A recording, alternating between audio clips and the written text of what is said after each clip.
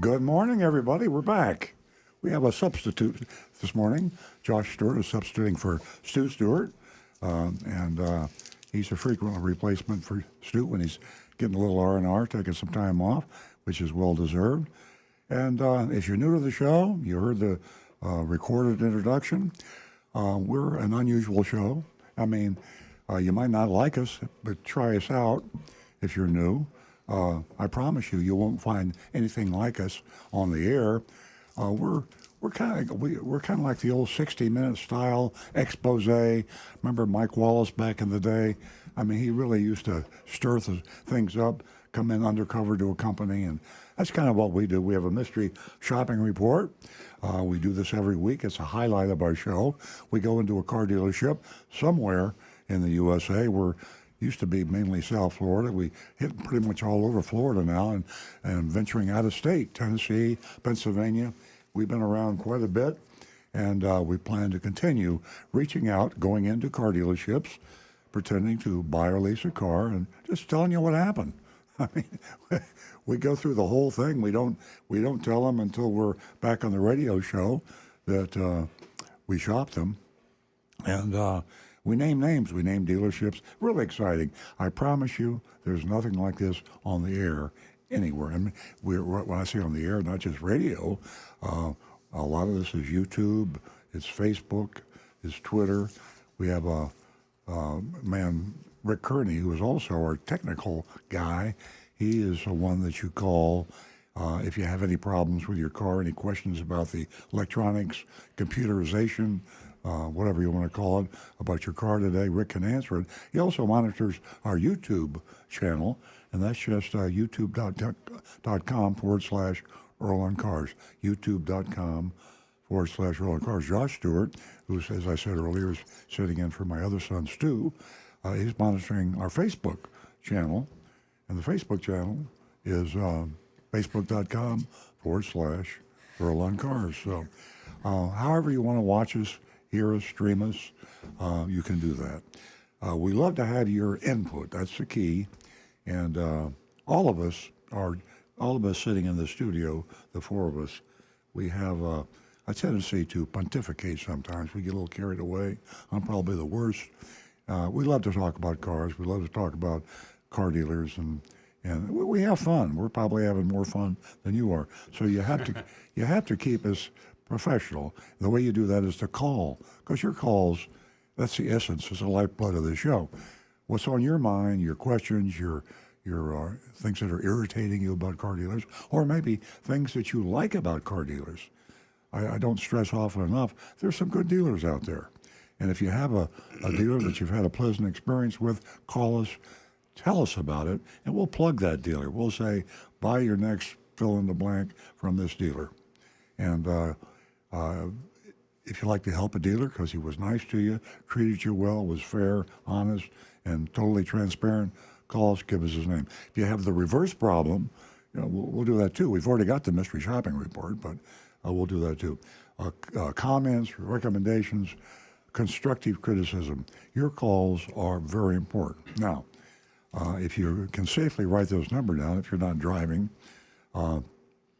write it down. You probably don't have a question right this second, but you will. The call-in number is 877-960-9960. 877-960-9960. Nancy Stewart, my co-host here, and she's also the co-founder of the show. She has a laptop, and she watches it very carefully, and we prioritize these types of phone calls. We get to the text after the phone calls. We get to something called anonymous feedback. I'll explain in a minute after the phone calls. But we love the sound of a human voice. It just, you can feel the sincerity or lack of it, I guess. We have so many good callers. We like new callers.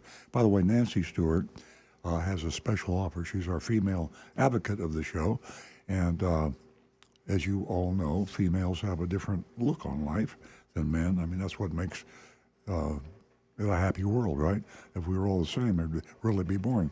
Women are a little bit different than men, and they buy differently, they think differently, they have different requirements to make them happy when they when they buy a product. And they represent half the population of the planet. And you companies out there, including car dealers and auto manufacturers, ought to think that's pretty important. We need to bring you, ladies, into the fold when it comes to expressing your opinion on the show. And Nancy Stewart has a very special offer, which she'll get to very shortly. And she'll tell you what that is. If you haven't called the show before, she's really got a special deal for you. And it's too good to be true, but it's true. It's really true. No strings attached. Now, other ways to reach the show is text. I'm a text guy. I like text. I got on my voice machine. I mean, if my answer machine, when you call me on my phone, I say, if I'm tied up, I say, please text me. You know, texts are less invasive, and you get to a text in 5 minutes, 10 minutes. Sometimes we don't get to text till maybe the end of the show. But our text number I promise you we'll read the text. I promise you we'll answer the text.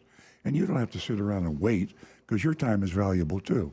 So you can go to our podcast and listen to yourself or listen to your text being answered, however you want to try. It's far more passive. The text number, if you've got a pencil, only write it down if you're in a safe position to do so. Text number is 772-497-6530. Again, that text number is 772-497-6530. And, of course, going back to the main number, 877-960-9960. Did I say we prioritize phone calls? We do. We've got about 5 lines, and they're open now. And if you call, we'll get right to you.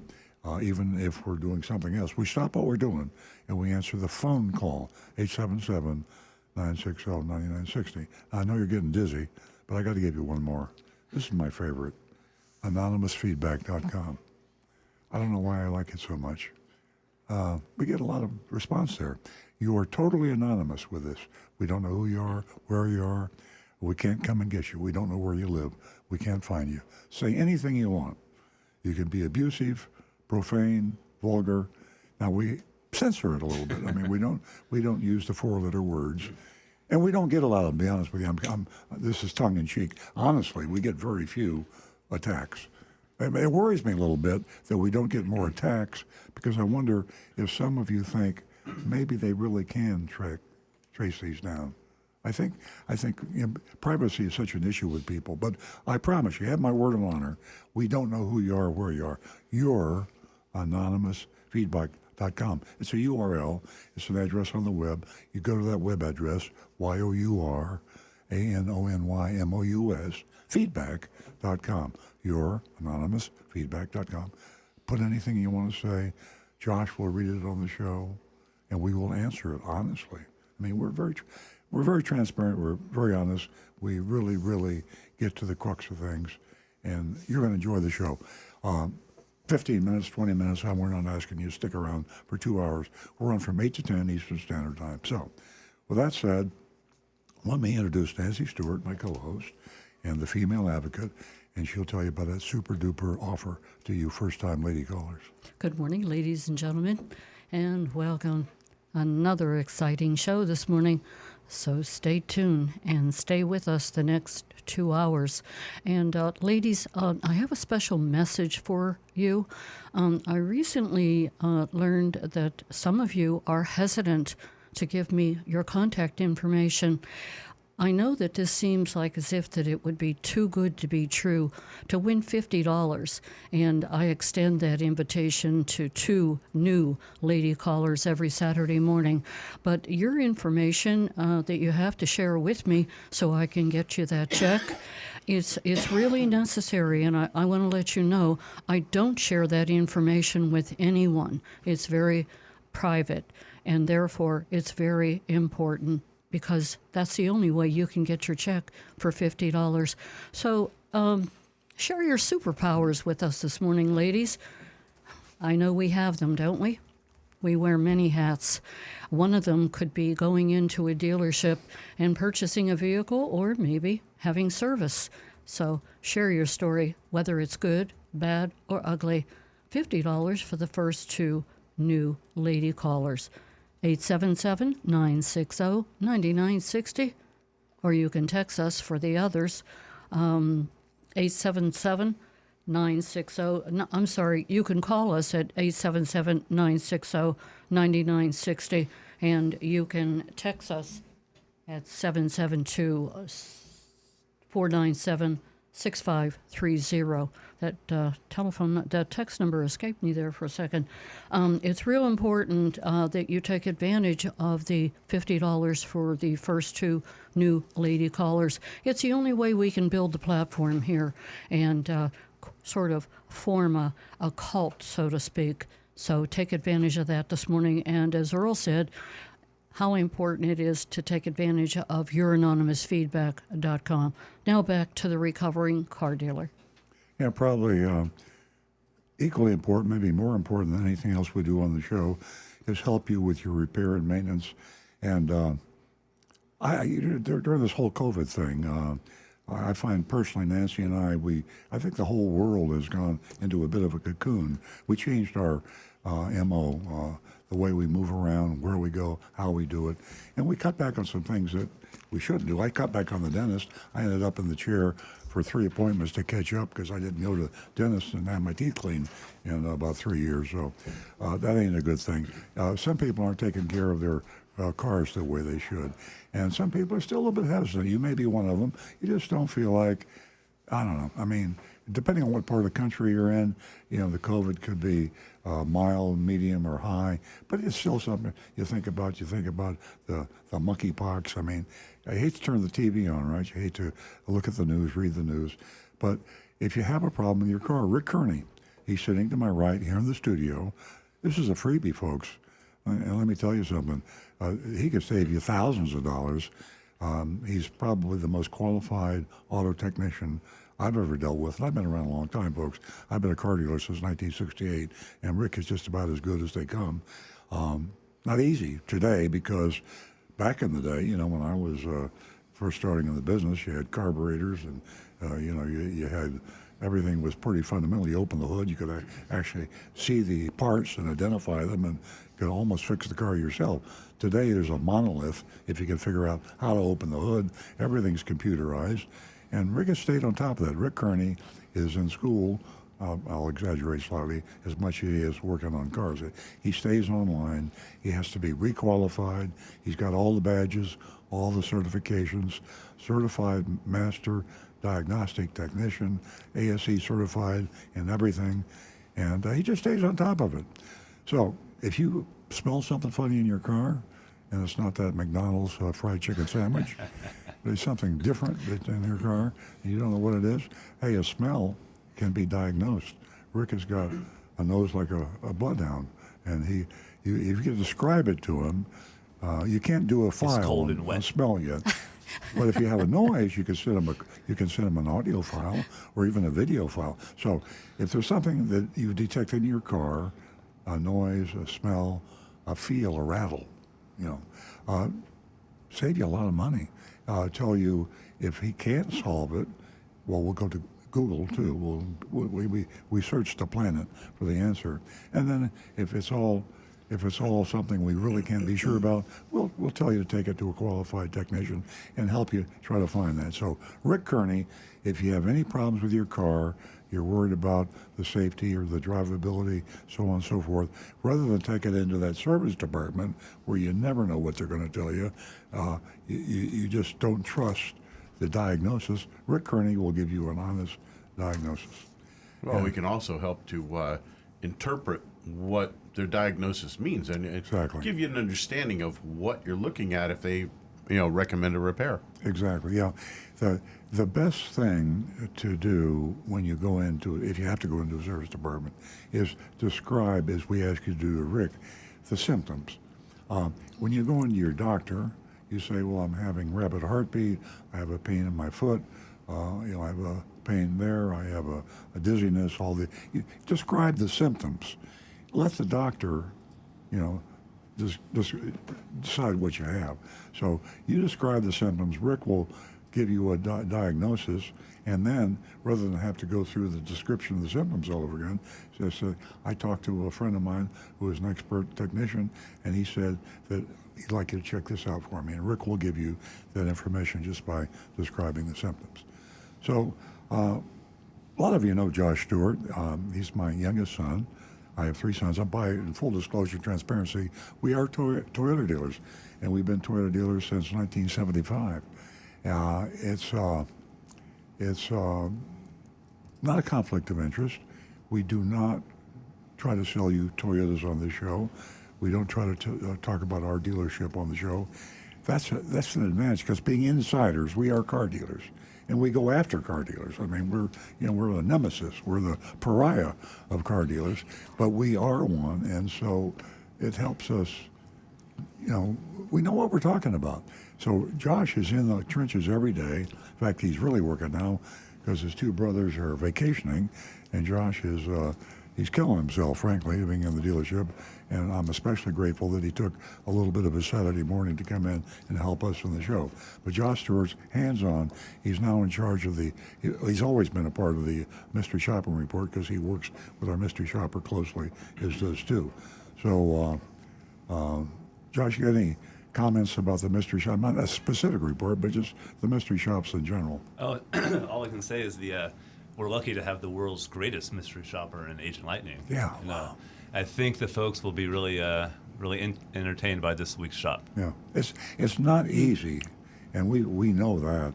We've had a few really expert mystery shoppers over the years. This one is as good or better than any we've had. More importantly, she's female, and it's hard to find female mystery shoppers. You have to have a lot of self-confidence. You have to be Moxie. You got to be quick-witted. You've got to be observant, and she's got all of that. And She doesn't miss a thing. no, she does. And when I read the reports of what she does, you can see how it's.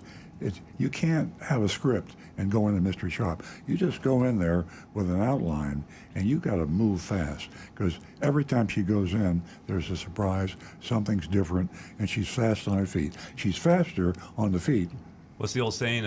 Everyone has a plan until they get hit. Yeah, But she is definitely quick on her feet. exactly. Yeah, and so and she hasn't even been close, I don't think, to being busted. I don't think. Knock on wood. Knock on wood, yeah. So anyway, there we are, Mystery Shop Report. I have to add my comment about the mystery shopper.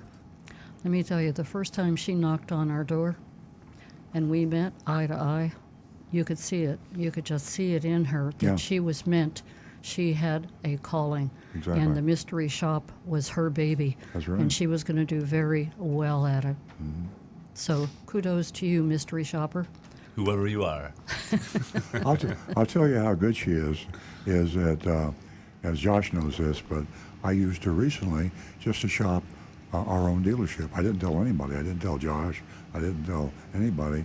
And I just had our mystery shopper go in because, hey, listen, all you car dealers out there that get so mad at us for doing the mystery shops, let me tell you something. You want to improve your operation? Mystery shop yourself. You think you know what's going on in your dealership? You don't. You know what people tell you. And you're the boss, and people tell you what you want to hear. So how accurate do you think the sum total of the comments you get? You walk into the service department, and you say to the service manager, "How's everything going, Charlie?" He says, "Mr. Jones, everything's just fine." A-okay. A-okay, Mr. Jones. But let me tell you something. You send a mystery shopper into that service department, and you'll find out it might not be terrible, but life isn't A-okay in any business. And, Sometimes the truth hurts a little bit. it does. And the truth is what helps you get better because you have to be humble, accept the fact that you're not perfect, and the human beings working for you are not perfect, and you fine-tune it. So you car dealers out there, mystery shop yourselves. Don't wait for me to do it. I know I embarrass you on the air sometimes. And speaking of that, let me stop me from yakking if we have a call. I mean, you're watching, definitely watching will. the screen there. She loves to stop some people from yakking. I could do 6 hours. I mean, you got to stop me. You have a gift. But we mystery shopped off lease only 2 or 3 weeks ago. Yeah. And Well, last week, I think. was it last week? Anyway, No, it was the week before last. My bad. So anyway, the founder of Off Lease Only his name is Mark, and we've become buddies. Mark Fisher. He and his wife founded it years ago, and it grew into a very large operation. So we mystery shopped him week before last, and I texted Mark. I said, "Tune into the show today. We're going to mystery shop your story." He still owns 20%. He sold it to a big group who has expanded it. So he's still an owner, but he's not active in it. So it turned out not to be a good report, I'm sad to say. And Mark and I conversed after that, and he said, "Thank you." He says, "You're right." He says, "If I was running it, this would not have happened." But I forwarded the mystery shopping report to the powers that be, the new power for off-lease only. So it's hard when you're in there doing it yourself to be admitted, but when you're an absentee owner, but he still has a financial interest, and he is a good car guy, and he would not have allowed some of the things that happened at off-lease only week before for that to happen. So again, mystery shopping report, it'll be in the last half hour of the show. It'll be sometime between 9:30 and 10 Eastern Standard Time. So even if you can't listen to the rest of the show, please tune in between 9:30 and 10. Text. Do we have any text in? Well, we have Anne Marie's good morning text. Good. Let's do that. The day wouldn't feel complete without this text. So here it goes. Good morning. I know there are things that should be done if your car will be sitting for 6 months, a year, or longer. But what about a shorter period? 1, people are traveling again.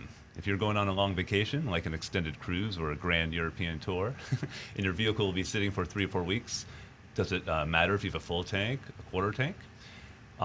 Number 2, are there any impacts to electric cars, regardless of whether they are fully charged or not, if they sit idle for 3 or 4 weeks? Just wondering, thanks. Signed, dreaming of a long trip if I win the Mega Millions jackpot. Hey, anybody win it? I think it was up in the Yes. air still. Yes, The results are in? up in Ohio, Northeast. Oh, Ohio. Well, congratulations to someone very lucky. Yeah. So Rick can handle this about the car sitting for 6 months or just a few weeks. For just a few weeks, the only thing I really would recommend, and especially here in South Florida, where we have a large population of retired folks who don't drive their cars very much, or if they do, it's only very small amounts. A battery tender is very important. Is that the same thing as a trickle charger? It's a trickle charger, basically. If you have a garage, it makes it much easier. You simply have a couple wires connected to your battery, kind of pop out from under the hood right up near the windshield. And when you put your car in the garage, you just plug this in, and it keeps a small charge going into the battery to help maintain your battery and keep it at a good charge rate. If you don't have access to electricity, but your car is parked outside, even under a carport, solar chargers. You can actually get one that will sit on the dash or in the back window, and it will just collect sunlight to help keep that battery charged up. They can actually, they don't do a great job, but they do pretty doggone well, and it will actually help keep that battery charged so you're in a much better condition for that. And batteries are getting expensive right now, especially with the issues we've seen with commerce and trade, and sometimes even going on back order for a long time, certain models Rick, how of much battery. does a trickle charger, a solar-powered trickle charger cost? I'd have to look one up, but right now I've seen them as around $25, $30. I mean, you can actually put it inside the car in the rear Yep, window? as long as it's facing to where the solar panel is to the outside. Yeah. And solar panel technology has come quite a ways. As a But then matter you of got to fact, run the wire all the way up to the battery. Yeah. Yep. Yeah. Okay. Well, But like the article you sent me a couple weeks ago about the solar-powered electric car. yeah.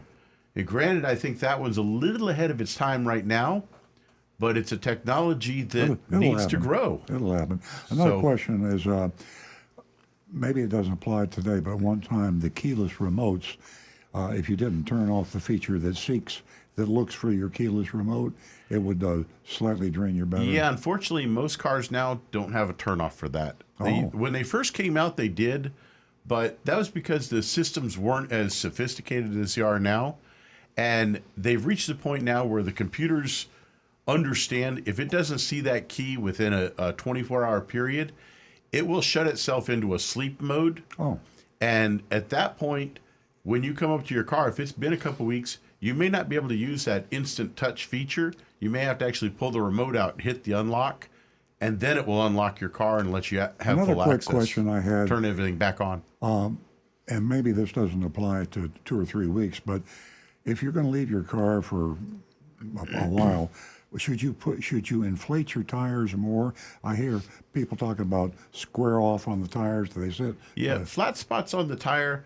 Actually, the best way, and I know this sounds a little extreme, but the best way to prevent that, if you're going to leave your car sit for any good length of time, is actually to jack the car up off the ground if Yeah, you can. that would definitely be the best way. But what would happen if you inflated it up to the tire manufacturer's recommended limit? It really wouldn't make that big a difference. Hey, Yeah, Rick, 'cause- I had a neighbor who had 4 squares of carpet when they would go up north. It looked like, Yeah. it didn't look that great, but does that actually prevent the squaring off? I don't think it would help any much at all. I mean, Even that if it was little shag, bit of like good cushion. old 70s shag? Yeah, even that, I don't think it would help very much. All right. The best thing you can do in case like that is you just kind of have to live with it for about the first hour or two.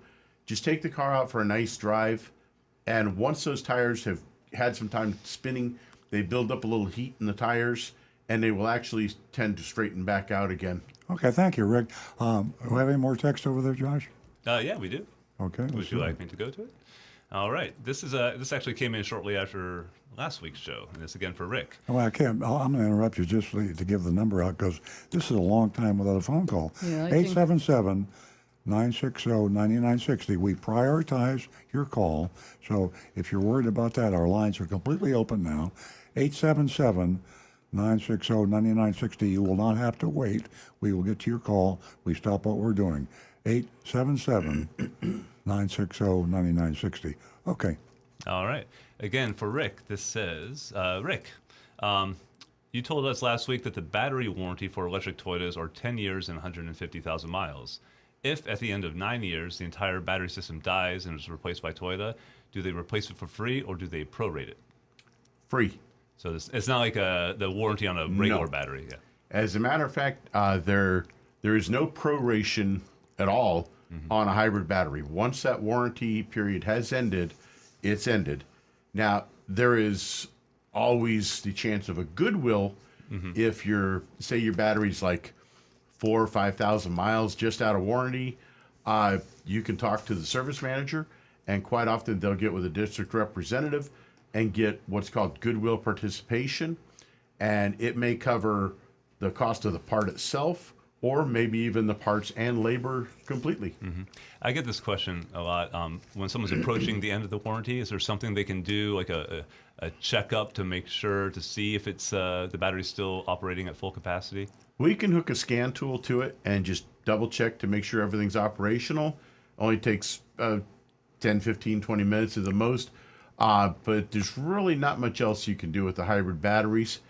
But believe it or not, the quality on that, the amount of batteries that we've been replacing has dropped down quite a bit. They're getting much better quality on them now. Yeah. Great. Yeah, I'll tell you this as a side note. We're talking about. I have a question for Rick too on that subject. Side note about batteries. Nancy and I had we kept our iPhones, our Apple iPhones, for a lot longer than normal for all the reasons we talked about earlier. Just didn't feel like ordering another one at the time. So our batteries degraded, and we had to have them replaced. So all batteries do degrade, and will have to be replaced. Question for Rick on cars. My Tesla, I drive a Tesla for a lot of folks that might not know that. My Tesla tells me not to charge my battery all the way up because repeated charging of the battery all the way up will degrade the battery life. Now, a long time ago, somewhere in my psyche, I thought it was the other way around, that you were supposed to let a battery go all the way down and then recharge it completely to maintain battery life. So obviously Apple knows what Tesla knows what they're talking about. But is that correct? I mean, for most batteries? It is now, because the batteries have changed from being nickel metal hydride rechargeable batteries. Now most of our rechargeable batteries are a lithium polymer or lithium ion. And because of that, the change in the build of the battery, that technology has changed on the charging features, and it's not recommended to totally fill it Yeah. or to totally deplete it all the way down. They want to kind of keep it in a state of flux, constantly going up and down, say from like 80%, 85% full, down to about 25% empty, Yeah. and then back up again. At first, I just loved the idea of going way down to like 20 miles, Yeah. and boom, Yeah. I got full charge. And then I got a warning on my dashes: don't do that. So you were going down to like 5 or 10%. That's Yeah. probably a little too low. Rick says 20, 25% Yeah. daily charge. Yep. Yeah, Tesla recommends that you go down to about what you drive on an average day driving, and when you charge it, don't charge all the way up. So you set your charger so it'll only do like 80%, or maybe 75%, and then if you do 100%, it's not good for the battery. Right. And Okay. also, as far as a gas-driven car, Earl, he brings it to my attention all the time. You really shouldn't wait. You really shouldn't. I mean, my alert is on, fill up your tank, and I don't fill it up. I go for like a day or so, and I've learned that too is not real good for the, For running the car. for And running out of gas also, on I-95. the, Right. That's the big one is Is the what? there's always a chance you might run out. So you want to be careful with Isn't that that. an exciting thought? Isn't that orange light so pretty? I like to stare at it. Oh, boy. It's like that episode of Oh, Seinfeld. you got to Also, push it to the limit. as far as the gas in the tank, the residue that accumulates in the bottom of the tank, isn't there, a theory of that cleaning out if you leave your gas, if you leave it almost empty? Actually, it's not that big an issue anymore because they've designed the tanks now with baffles in them. The surface inside is designed in such a manner that as you're driving, that fuel is constantly being mixed. So the residue great. never gets a chance to settle. It's constantly being worked through, picked up, and run into the filter where it's caught and kept. Great So, no information. worries about it. 877-960-9960.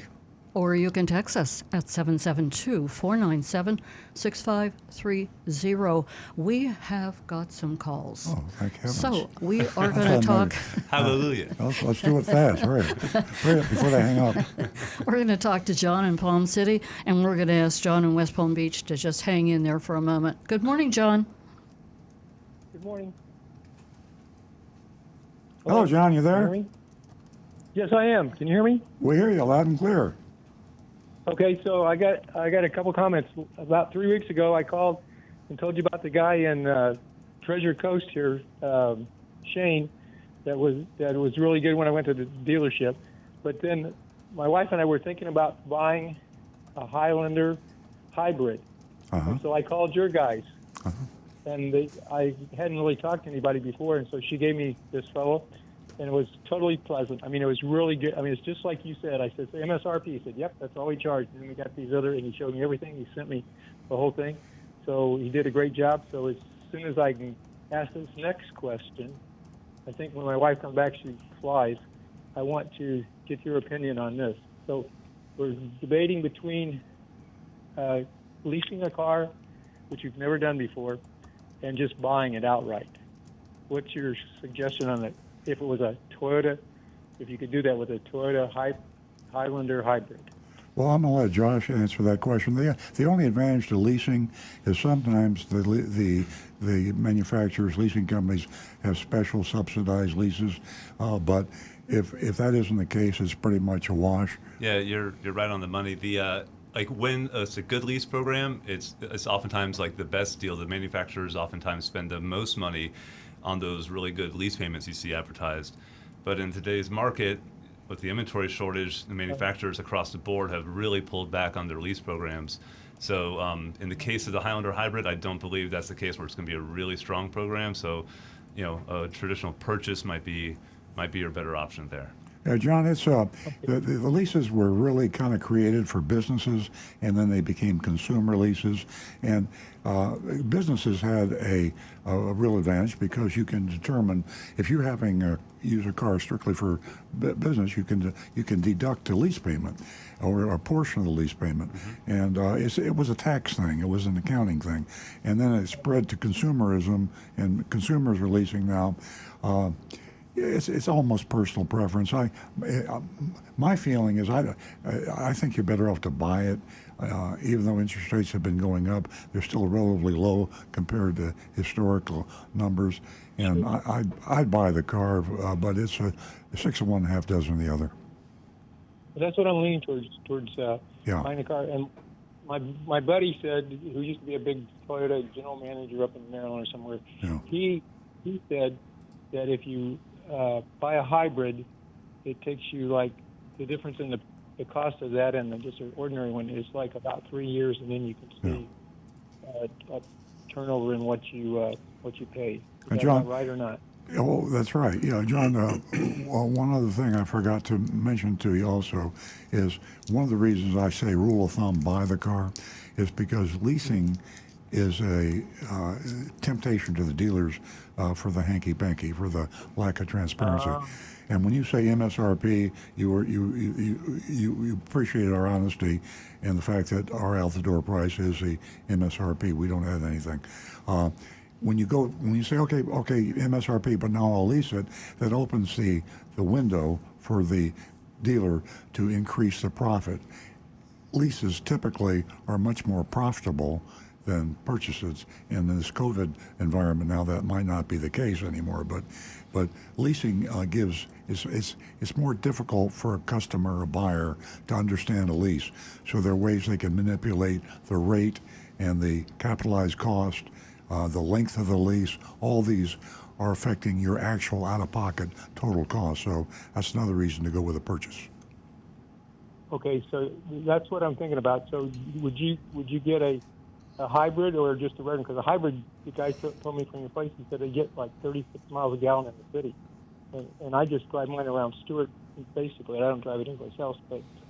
Hybrids, I think, are the way to go. I mean, Scott? it really, I think it depends on the motivation. If it's a purely dollars and cents thing, if you're not gas is expensive, but if you're doing very low miles, obviously it'll take you longer to make up for the premium you're paying for the hybrid. But there's other reasons people want the hybrids. They like the technology. There's really good acceleration. Just it's good for the environment. So if some of those reasons are in the mix, then go for the hybrid. But granted, like you mentioned, the hybrid is much harder to get. The production of the hybrids is a fraction of what the gas Highlanders are. But there's resale value too, so the hybrid would have higher resale value and maybe offset the incremental cost. Yeah, if in the economic decision that you got to factor in the resale value for sure. So so there's you have to determine lots of factors. But if time is a really important factor for you in this market, then the gas Highlander will come in a lot more quickly than the hybrid. Yeah, that's what the guy said. He said it'd be like maybe 7 to 9 months before you could get. Yeah, it's and like Toyota makes probably 10 gas Highlanders for every one hybrid. So there's a pretty big discrepancy between the production there. Okay, thank you. One other thing, just real quick, is I have a Porsche Cayenne that I've been driving, and the check engine light came on. So my buddy down the street, he told me about a guy by the name of, it starts with an H. It's a Hispanic name. It's like Hubert, Euro, and Jensen Beach. And I called the guy and asked about it. And he said, "Well, bring it down. We'll look or whatever."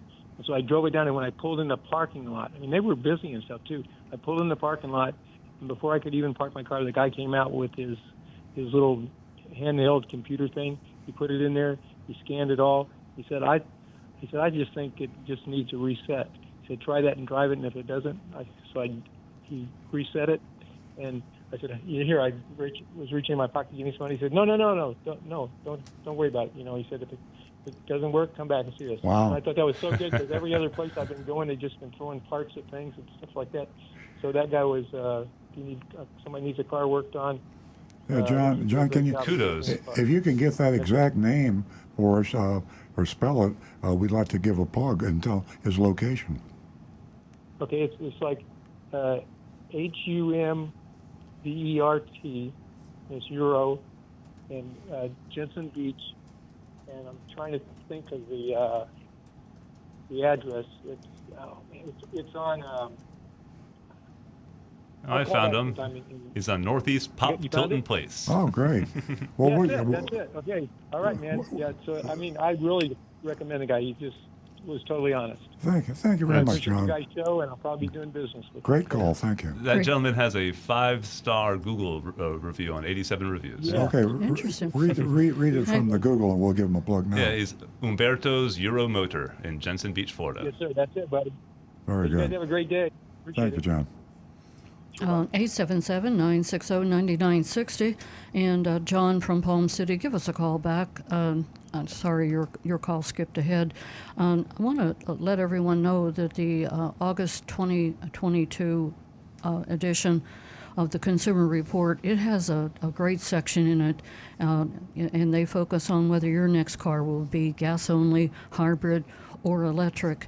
And it's definitely worthwhile picking up and taking a look at it. They take you through every level of that decision, the purchase, all of it. How much driving you do, and whether the hybrid, in other words, whether the hybrid would be conducive to your situation.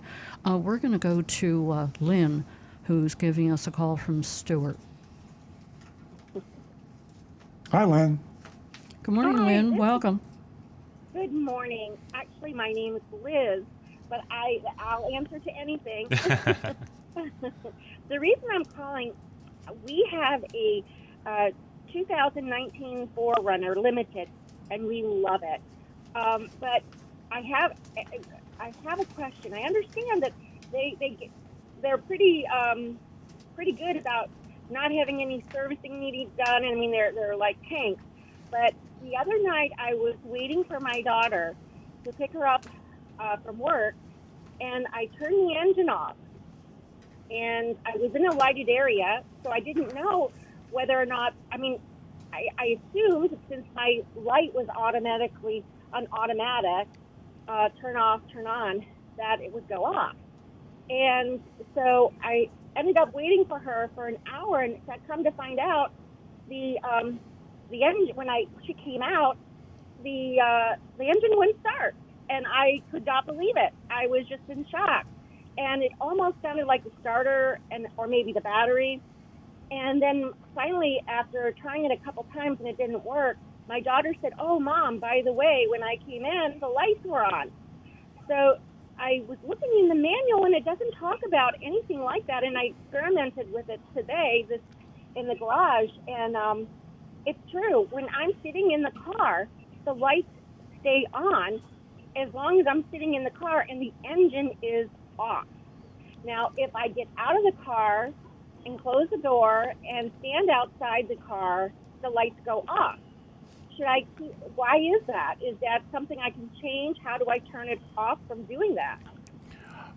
Unfortunately, the way the computer is set up on that, they kind of drop the ball a little bit. The automatic headlights will remain on until it sees a door open and then close again. Especially the driver's door is the one that it's looking at. Once it sees that door open and close, then the lights stay on for about 30 seconds to a minute to kind of give you time to, say if you're parked in a dark garage or a dark driveway, it still gives you light to get up to your door, find your keys, get to the door, and unlock the door right before the lights will turn off. But if you don't open and close the door, those headlights will remain on. So it's just something you need to be aware of. And if you're going to stay in the car, either turn the lights off manually, or once you shut the engine off, just open and close the door, and then they'll go off. What probably happened is because those lights do draw quite a bit of power, if your battery's a bit old and getting a little weak, it probably drew it down just enough that it wouldn't have enough power to start the engine. Wow. Well, eventually the good news is it is like a tank, because after I waited a little while, it did start. I had to try it. I did try it like 3 or 4 times. Growing up, I know my dad always said, if it's the starter, you don't want to keep doing that. But once my daughter told me it was the lights, I figured it was the battery, not the starter. Right. And that's basically just, once you've shut down that power draw, after it sits for a few minutes, the battery will naturally gain a little bit of power back. And luckily for you, it was just enough that you were able to get enough power back in it that it could crank the engine over and start it. So does that mean that my battery might need to be changed? I would definitely have it checked, and you might likely need a new battery in there. Yeah, it might be getting pretty old at this point. Yeah, over 3 years, I Okay. imagine. Yep. Well, thank you so much. It was changed once already, just so you know. But once this happens to it, I think it was changed like a year ago. So it is relatively new. I'd, But I know. I'd still have it does tested. matter?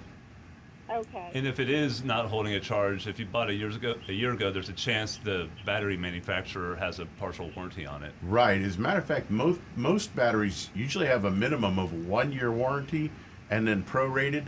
Some of them have 2 or even 3 years warranty, and then they're prorated after that. So wherever you bought the battery from, I would go back there to have them test it, and it might save you a good portion of the money getting it replaced. Okay. Well, just so you know, it was through the warranty on the car. So I'll just come back to you guys, and then you can look it over for me. Great. Okay. Hey, Well, Liz. Thank you so kindly. Thank I you for really thank you for appreciate calling, Liz. I just want to let you know you sound like a educated consumer, and checking on that warranty on the battery would be a great idea. Like the guy said, give us a call back. Let us know how that turned out for you. Thank you so much. I really appreciate it. You're welcome. Thank you for listening to Earl Stewart on Cars. We are going to.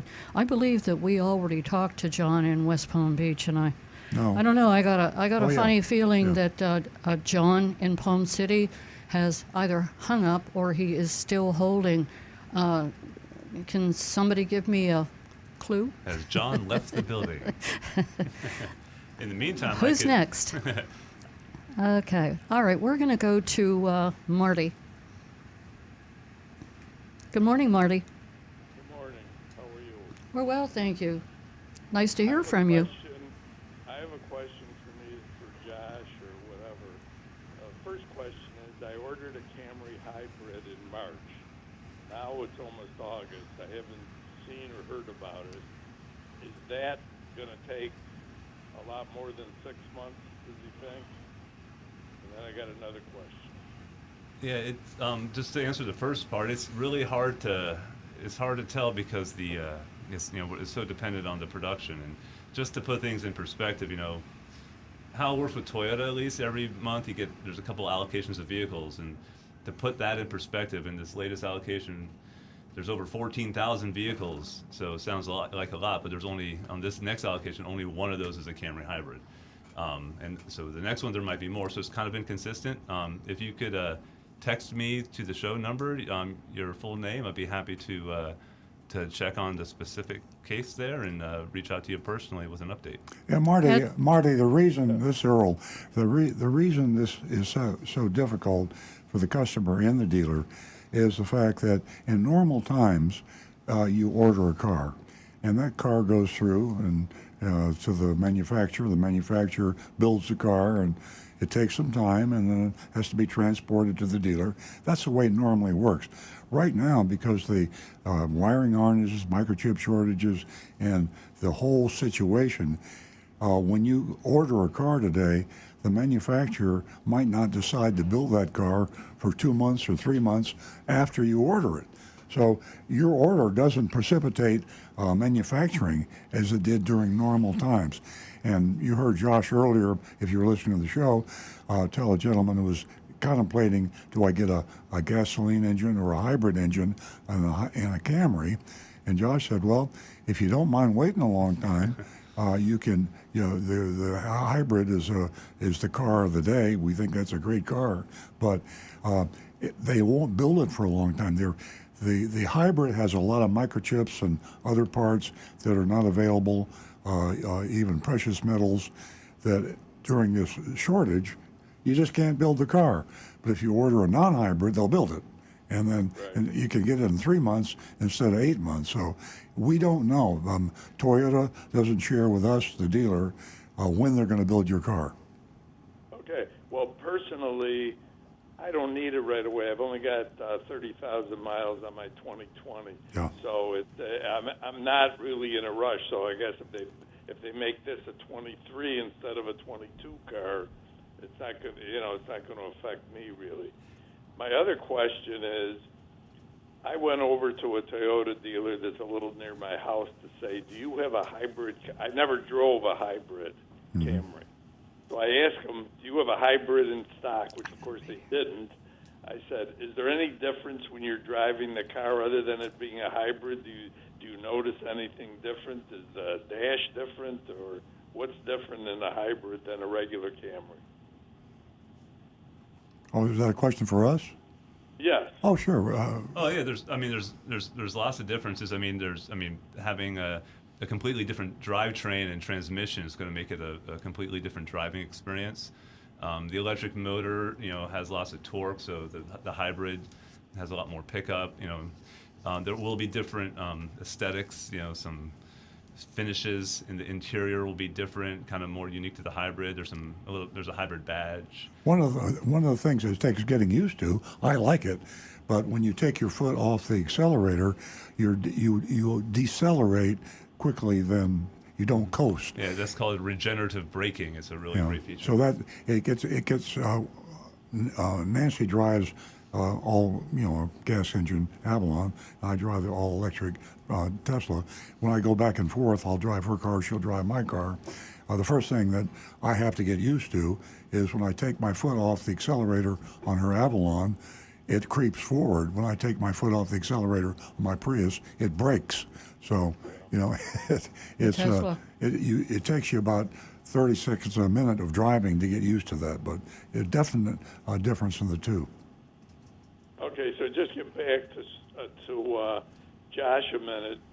It's probably going to take longer than another couple months. Originally, he told me 3 to 6 months. So now I'm in like the 4-month period. So whatever it is, I guess it is. Well, like I said, if Marty, if you could text to the show, I can give you a more specific answer. Because there's two factors at play: how many Camry hybrids Toyota's making, and how many people are ahead of you in line. And I can't give you that answer right now, but I promise you this: we are getting the car as fast as possible. I'll text you. And I ordered an XLE fully loaded, hybrid. So it probably slows it down even more. Well, it'll be worth the wait, I promise you. Marty, do you have the text number? Yeah, the text number, the regular text number. Yeah, 772-497-6530. Perfect. Yeah. Okay. Yeah, okay. We'll take care of all that for you, and give us a call again. It was nice hearing from you. Okay. Have a great day. We're going to see what's going on with John, and whether John's calling from Palm City, whether he's been waiting for a while. Good morning, John. This is John from West Palm Beach. Okay, John from Palm City, give us a call back. We'd love to hear from you. So many Johns. John is a regular caller. He calls us every Saturday morning. Okay, moving along, we're going to go to John in West Palm Beach. I believe it was. Oh, okay, good. Yeah. And we're going to, like Josh just said, there was too many Johns. Good morning, John. How you doing? Good morning. Good morning. Welcome. Anyway, John from Palm City has more to contribute than I do. Now he'll be calling back. I don't look up questions during the week to ask for the Saturday show. Yeah.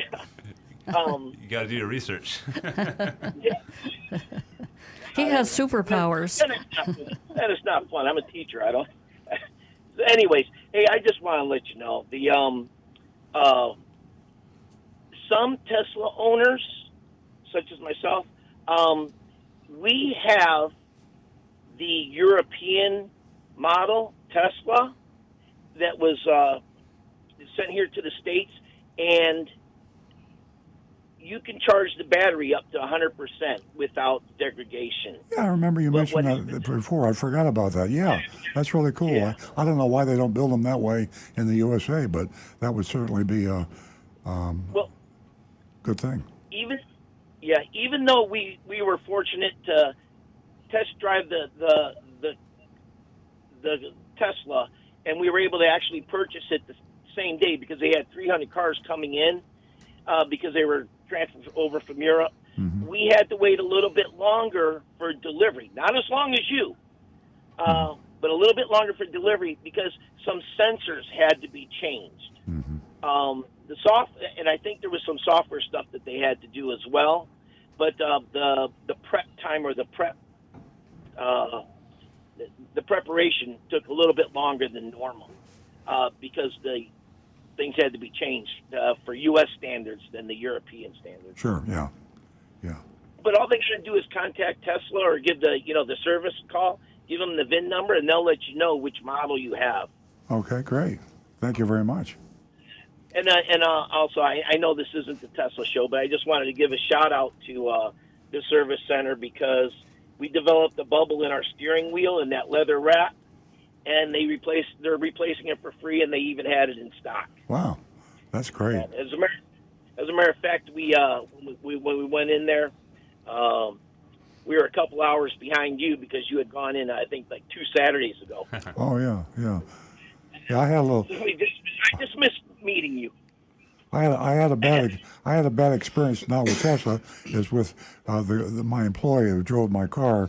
The Tesla after to have he dropped my driving score to a 93, and I'm trying to get up. I'm trying to get up to 100, so I'm at 99 now. Now I can't trust anybody except Nancy to drive my car because they're very, very skittish about following too close and sudden braking and things like that. How many drivers do you have, John? Just 2. So there is 2 drivers that use your Tesla, yourself and someone else. Okay. Are Correct, you but trying to achieve autonomy? No, because first of all, the expense just doesn't outweigh the means. But they did go ahead and they did that $6,000 option, which is which I like, and that's the recall. Where you call your car back to you and the automatic parking. So you don't have to buy the full package now. You can get half the package for half the price. And that's the really cool feature there. Yeah, that's a good feature. Yeah. Well, right now, Earl and I are trying to decide who has 100 and who has 99. We're very competitive. See, there's my safety score. And I got 99. Earl's showing his safety score.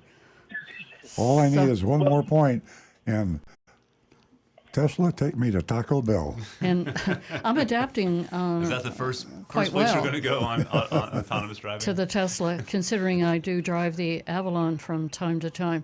But John, it was great talking to you. Earl's going south of the border. Enjoy your Tesla. We will. Thank you. Okay. A quick bit of information from Donovan here. He says it may not be technically a European model of the Tesla, but it has what's called the LFP battery, which is lithium iron phosphate. The car itself still made in America, not in Europe, but it's because it's an iron-based battery, they're less energy dense but more durable, and that's why that battery can be charged all the way up to full charge.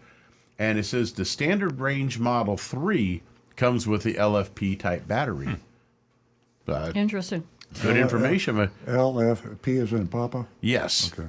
I'll check it out. I mean, Donovan seems to be quite an expert on Teslas. He does, Yeah. I think he owns a couple of them at least. Yeah. And he's Smart guy. got some great information here each week for us. We love hearing from Donovan. We hear from him practically every week. He has also some great information to share with us. I am going to tell the ladies I am standing here waiting patiently to hear from you. Well, I've heard from a few ladies, but I'm talking about the 2 new female callers this morning. I have $50 for you. $50 for the first 2 new female callers. And John from Palm City, my heart awaits you. We're going to go to Julie in West Palm Beach. I think he's mad at you. Good morning, Julie. Good morning. One of your prior callers had mentioned the starter, and I had a question. I'd had a prior Camry that I'd had for many years, had over 170,000 miles when I got rid of it. And I never had a starter replaced. I've never had a starter replaced in any of my cars. Is it rare to have starter trouble? And how many miles does that starter give you for starting your car up? Or how many times can you start your car up? It's actually back in the day, we used to replace a lot of starters. going back just like 10, 15 years, I remember doing 1 or 2 a week on different cars. Now, starter motors have become incredibly much more durable, and it's getting a lot more rare. The engines have become easier to crank over, so the starter motors don't have to work as hard. The technology has improved, and we don't see them going bad very often. Yeah, because like I said, my car, I had it for almost 10 years, 170,000 miles, and various things went wrong on it, but that was not one of them. Yeah. Interesting. About how many starts do you get out of a starter? Does it vary? There's no way to even count it anymore. I couldn't even give you a guess. 500,000, maybe more. Wow. It's like trying to figure out the licks in the Tootsie Pop. Yep. Right. Okay. Thank you. You're welcome, Julie. Give us a call again, 877-960-9960, and you can text us at 772-497-6530. Don't forget, youranonymousfeedback.com. Now back to Josh. Yeah. Speaking of texting, I have a text from Doug. He says he's a new caller in Jupiter. He asks if new prices are very high and used car prices are also very high, then if I were to trade in my used car for a new car, should not the prices equal out? Close. It depends on the trade and it depends on the new car, but it mitigates the pain. I won't say it's a wash, but if you can stay close to MSRP, it could be as close to a wash as possible. Yeah. But if someone's paying 5, 6, 10,000 over sticker, they'd have to go pretty high on that trade-in to offset that premium. Exactly. Yeah. It's and the used car prices actually are coming down a little bit faster than the new cars. So it's like the stock market. You got daily, every day. It's a little weirder, and you're better off to trade. And you'll find that out if you car shop in our mystery shop today.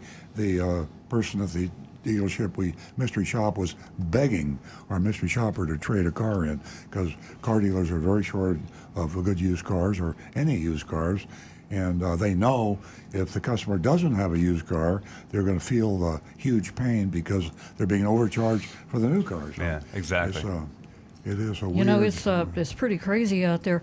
I can tell you this, that there are more car owners that are holding on to their old car than ever before. There are dealers who want your car. It's just a potpourri of different things that are going on today. And I'll tell you what, the good, the bad, and the ugly. And you've got to be careful out there. It's a minefield. 877-960-9960. And you can text us at 772-497-6530. We're going to go to Julie, who's been holding. Good morning, Julie. I'm sorry. Good morning, Jenny from Palm Beach Gardens. Like I say, there's a lot of Johns and Julies. How's everybody doing? Good morning. Good morning, Jenny. Good morning. How are you? We're well, thank you. Oh, that's good. I just had a question. I had I'm missing a cap, not on the radiator, but on the little plastic bottle that is underneath the hood. Do you have to have that cap? I just wondered, or I can't find a cap anywhere, so I just wondered if you had to have that cap, not on the radiator, but the little plastic piece where the antifreeze or water goes in. Yes, I would definitely get that replaced. That's actually for what's called the coolant overflow or the coolant reservoir, and I would definitely want to get that replaced if I were you, because dirt and debris that can get in there can possibly be drawn back into the radiator, and it could actually clog up the radiator cap itself.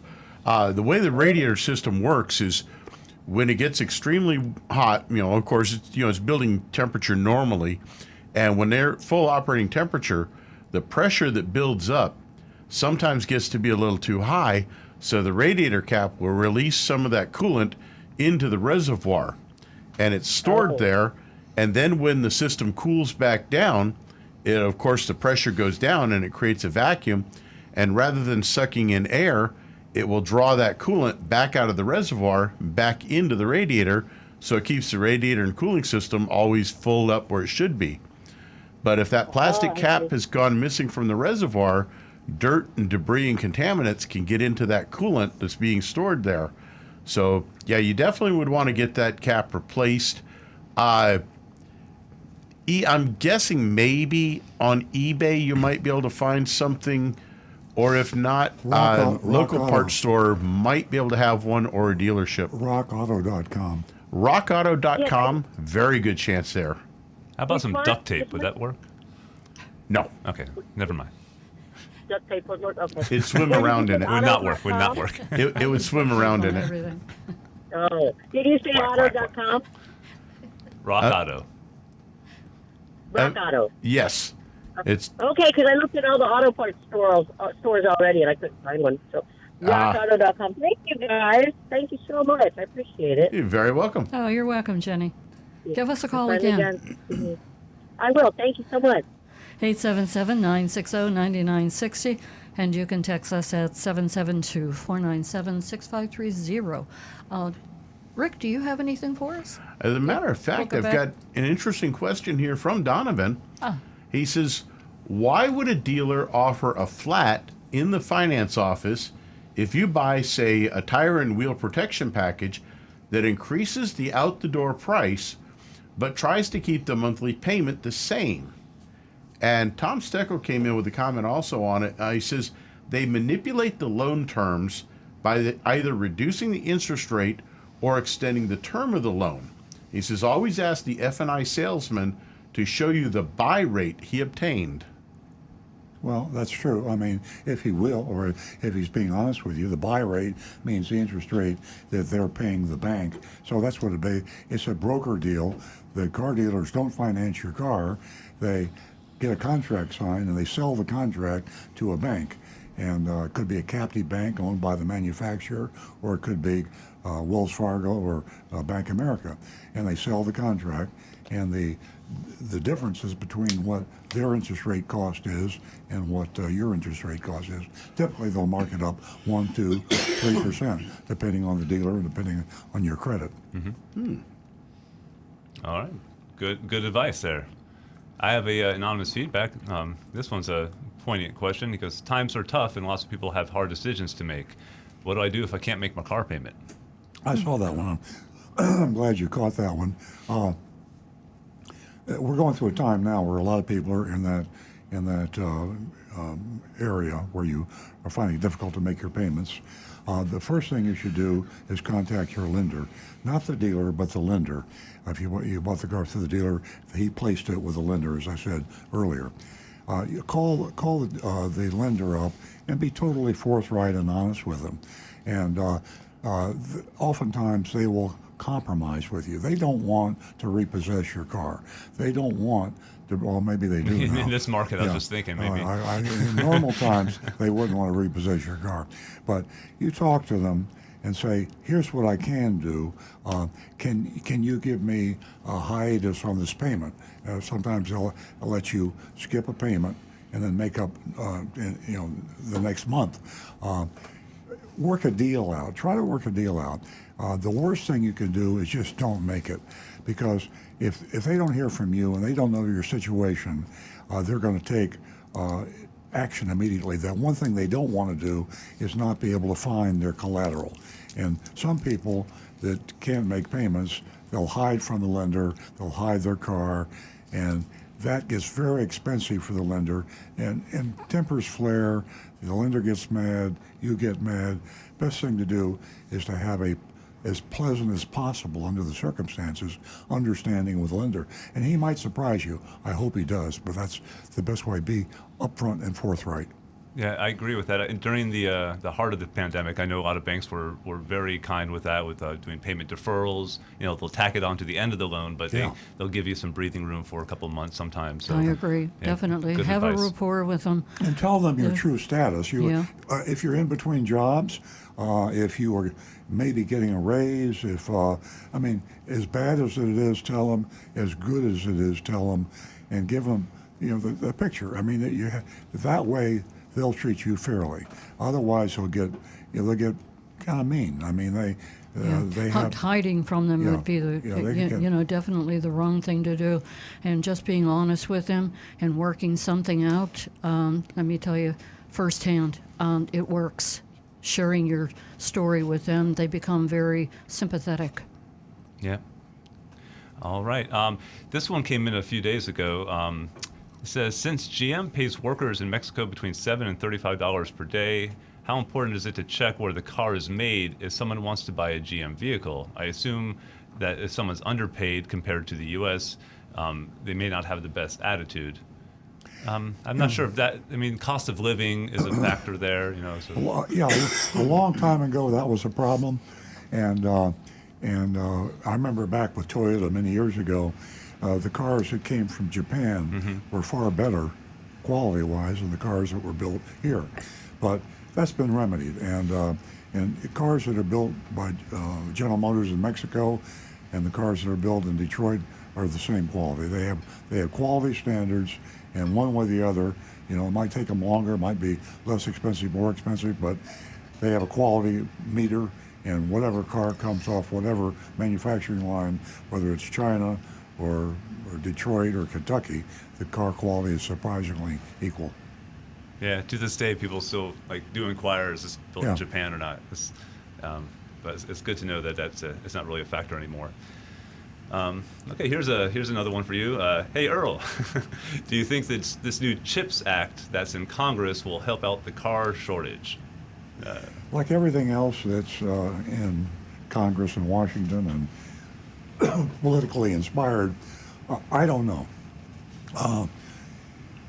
One side says that by pouring a huge amount of money onto this problem, subsidizing the chip manufacturers, giving Intel, for example, who really made a big mistake by reducing their manufacturing capacity.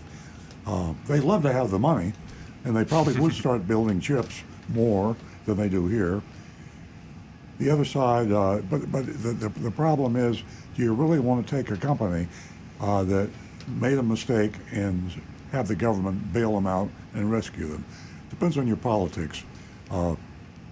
I think we should have a certain amount of self-sufficiency in the United States on the one hand, but we are a world economy, and nobody was complaining about buying iPhones that were made in China because the quality was just the same, and they were a lot less expensive. So a global economy from a good company like Apple or some of the auto manufacturers, the global economy, the savings are passed along to you. The availability, the quality, the cost. If you say to somebody, you must build this product here, sooner or later it's going to mean a higher price for you, because it isn't like it was 50, 60 years ago. It truly is a world economy. I mean, Taiwan is a very important place now in manufacture of microelectronics. Yeah. And if suddenly they should disappear, and depending on what happens between them and China, they may or may not become. And if you took Taiwan offline for microchips, there's half the world's chips are gone right there. We'd be in serious trouble. So I don't know. You can argue either sides of it. I hate to say to anybody, I don't know the answer, but I don't know the answer. No, and I doubt that would have any impact. Even if it does bootstrap domestic production, it'll be years before we feel that on the road. You know what I mean, in car parts and such. That's what I read, that it would be years. But it's never too Who late knows, to start. things that might change. Okay, Rick, you got your thinking cap on? Always. This customer here, this texter has a 2012 Corolla.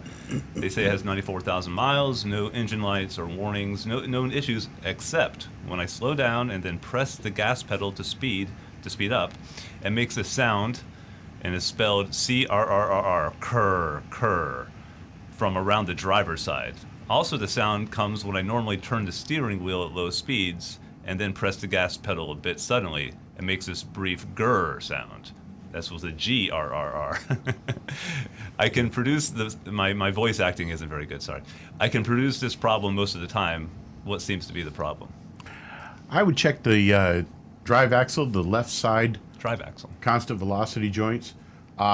Usually when those axles are starting to get a bit worn, they'll start making noises, especially in turning, but also when you're slowing and accelerating, because what happens is when you're slowing down, the wheel is actually turning the axle, and it's pulling it one direction.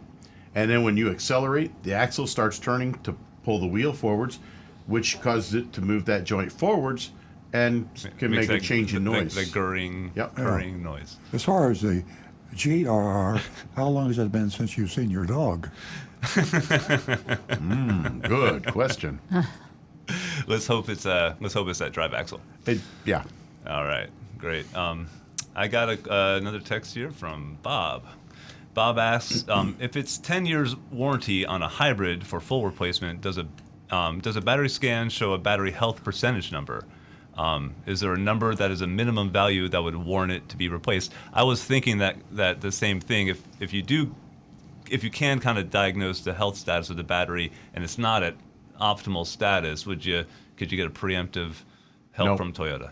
So basically, it's pass fail. Yeah, unfortunately, even the best of our scan tools don't give us any information like that. Unlike your Apple iPhone, where you can go on your battery screen and show your battery health as a percentage, we don't have that for the hybrid battery. They really don't even have that for the 12-volt battery for us. Yeah. Well, there's a health check on the 12 volt though, right? Well, we can do a load test on it, and it will tell us the cold cranking amps available. So as they're getting weaker, we can give you an idea of, whether your battery is in great shape or whether it's getting old and really time for replacement, even though it hasn't quite failed yet. But the hybrid battery, we really just don't have that available to us. All right. Good information. Thank you very much. Okay, ladies, let me remind you, you still have time. You have time to call 2 female callers, new female callers. You win yourself $50 this morning. $50. 877-960-9960. And for you others, give us a text at 772-497-6530. And did you notice Earl's latest column? You can go to Earl on Cars if you'd like to read it.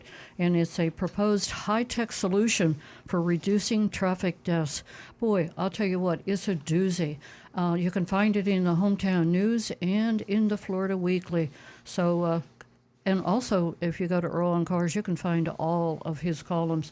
They're all filled with information, and they're all interesting. This is kind of a far-out column I wrote on the high-tech solution. It comes from my experience with Tesla and the fact that I'm not suggesting that everybody's motivated to have an autonomous car, but different things motivate different people, and I'm a high-tech guy, and I like the idea of autonomy, and I won't go into all the reasons why, but it really motivated me to try to drive more carefully.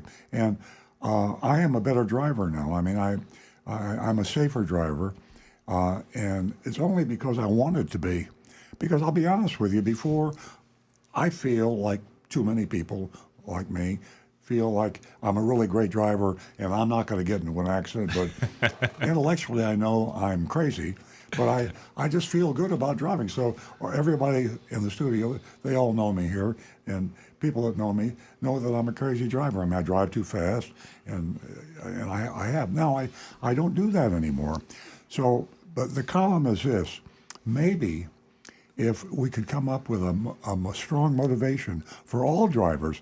You can't threaten to fine a guy $250 or a gal $250. You can't threaten because you don't follow through.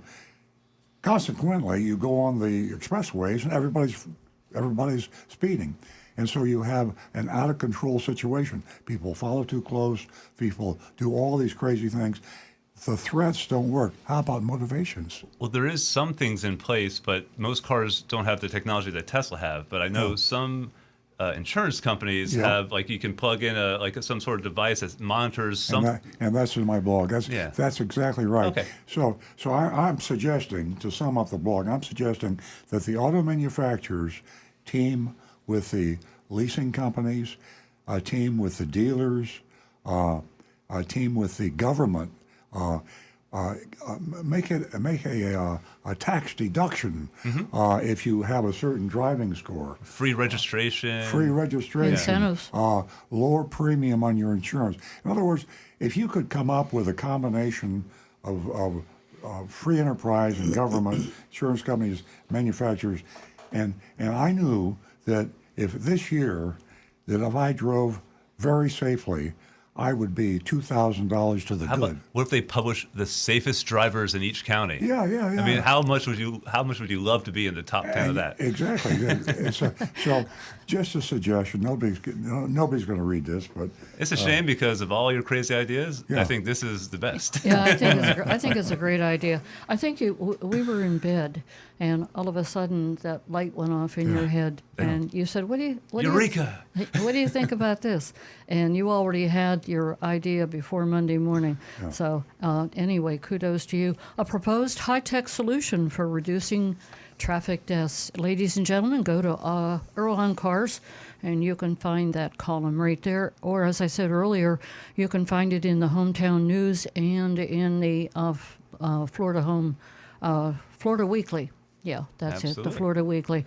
Okay, again, 877-960-9960. We have time for some calls. Mm-hmm. We do have texts from Josh, and I think that Rick will have some YouTubes. Well, as a matter of fact, Tom Steckel just came in, kind of one of the things I do too. He says, I watch YouTube videos from dash cam posters that makes me more aware of potential issues that cause accidents. And car fails and idiots in cars. The videos on YouTube, there's thousands of them that people will send in clips from their dash cams showing accidents occurring that either they're involved in or that they've seen occur right in front of them. And it's amazing the number of people that they'll run red lights, it turns right in front of other cars. And so many of them, mainly because they've got that cell phone right up in their face while they're driving the car. Yeah. And it just, here's the terrifying. criteria that Tesla has, and they have algorithms, and they have measured these effects on accidents. And these are the things that cause most accidents. Forward collision warning goes off, hard braking, aggressive turning, unsafe following. That's my nemesis, by the way. Because it's hard when someone pulls in front of you. Oh, yeah. It would absolutely be amazing when you consider that I think like 75,000 people a year die on the highway. Yeah. And it's 10% up over last year. There's got to be a way that we could motivate people to drive safer. You can't. Threats don't work, and cops don't work. Can you imagine what would happen if every cop today ticketed every speeder on the turnpike and 95 and every throughway and expressway? You need 800 million police. The USA, well, it wouldn't take that many police to bring the country to a stop. You pull a car over, what happens?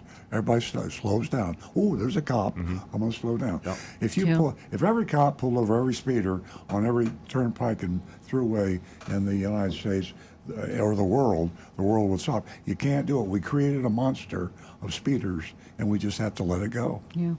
Back to your Tesla app that you're reading from. As I asked you before, I'll ask you again. Does Tesla, we're both registered. We're right on the screen. We hit my name or your name, whoever's driving. Does the app have the ability to know exactly who is driving? I want to know who has the 99 and who has the 100. I think I'm they going to know stay out of that. this. Because I think- that's not just for I think competition. They know, but they don't care. That'll allow the That's driver to know whether they followed too closely or what their weaknesses are. They're not going to say we're going to turn it on autonomous, but you have to promise not to let Earl drive the car. That ain't going to happen. It only works when Nancy's in the car. It does break it down, I think, by the trip. So if you had if you kept a log of what day and time you drove, If you watch it, yeah, yeah. you could probably do that. Okay, we're going to keep a log. That's good.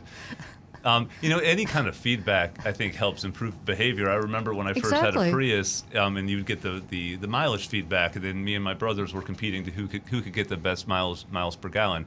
You're wearing your Fitbit or your Apple Watch, and now you're going for 10,000 steps a day. Yeah. Just getting that feedback helps improve performance. Yeah, it's such an incentive. Mm-hmm. Yeah. All right, good stuff. I can imagine that if I pulled up to the gas pump and it said, enter your driver number for your your driving record, you get a 5% discount or 10% discount idea. Boom. because you are a cautious driver. Yeah. Come on. That'd be great. You need to get to Tallahassee, Dad. Get this on the books. Yeah. Hey, everyone that's listening, what do you think of this conversation that's going on in the studio this morning? Give us a call toll free at 877-960-9960. And you can text us if you're shy at 772-497-6530. And ladies, $50 for the first 2 new lady callers. Now back to Josh. Okay, I got a couple of feedbacks here I can read. This person sends in a question. I have excellent credit. Can I get a sub $100 monthly car payment and 0 money down? I drive only a few times a month. Uber isn't a good option for me. I have excellent credit. Basically, is there any way I could find someone to lease me or finance me a car for under $100 a month and 0 down? It's unfortunately that's a tough payment to get to without a significant down payment. Most banks will only loan out a minimum amount of money, and to have a $100 car payment, it'd have to be something around a $5,000 or $6,000 loan. The average car payment today, this shook me up when I read it, or Nancy told me, I'm not sure, $1,000. The average car payment is $1,000. So for you to get a car payment for $100, no matter how good your credit is www.ain'tgonnahappen.com. Yeah, I was gonna say, it's a shame they mentioned Uber not being a good option, but for $100 a month, you could probably get quite a few Uber rides. So Uber's up too. everything's up. Yeah. Everything's up. Yeah, $100 a month. I think you're going to be on palm trend. So good luck to you. Here's another one on the. Let's going back to Nancy. We're going to get back to the phones. I see where Charles is calling from North Palm Beach. Good morning, Nancy, and good morning to all of you. A quick question for Rick. I live up in Connecticut for about 5 months of the year, and then I'm down in North Palm for 7 months. And thinking about buying a hybrid. So my question right now is, it's really easy to store my car over the winter up in Connecticut. It's just gas stabilizer and a battery tender. But for a hybrid, are there special considerations? Nope, pretty much same thing. The hybrid, the long-term battery, it's not an issue. Everything's okay? Generally not, because the newer cars now, the newer hybrids, are all running a lithium-type battery, and they actually handle the storage quite a bit better than the old nickel metal hydride or the 12-volt batteries that are normally used for starting them. Okay, and then one other quick question. Right now, you're charging MSRP. I'm a Costco member, and I'm wondering, does it really matter if I come in off the street and say I'm a Costco buyer or MSRP? It's going to be the same price, isn't it? No, Costco requires that you pay no more than the lowest price that model was sold. Now, of course, the contingency, the problem is the dealers have to follow the auto rules of the Costco Auto Member Buying Program. But if they follow the rules, it's in their contract. If they violate the rules, Costco can terminate them as a Costco dealer. But if you bought a car, whatever model, you're buying a Cadillac or a Honda or whatever it is, on a Costco price, if they're honoring the contract, the dealer is selling you a car at a price lower than he sold that car to anyone else. Now, if he's selling that car for $3,000 over sticker to everybody else, and he sells it to you for only $2,000 over sticker, then he'd be honoring the contract. Yeah. So the prices are still sky high, even for Costco dealers. So that's the problem. To me, the ideal combination is to go to a Costco dealer and get them to sign an agreement that you will get the Costco price when the car arrives. I think we all agree, most everybody agrees, that car prices have peaked. They're not going to go up any higher. They're going to come down. We just don't know how quickly. So if you ordered a car today from a dealer that was a Costco member, and he agreed to sell it to you at the Costco price when you took delivery, it could be a pretty good price.